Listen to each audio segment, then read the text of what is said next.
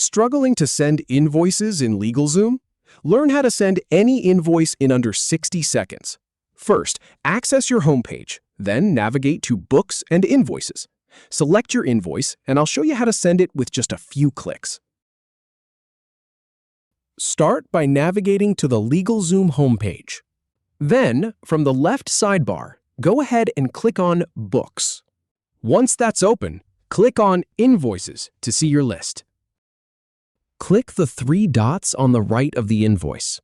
From the menu that appears, select Send Invoice. In the To field, type in the recipient's email address. You can also edit the email body if you'd like. When you're ready, just click Send and you're all set. If you have any feedback or if any info is inaccurate, please leave a comment below.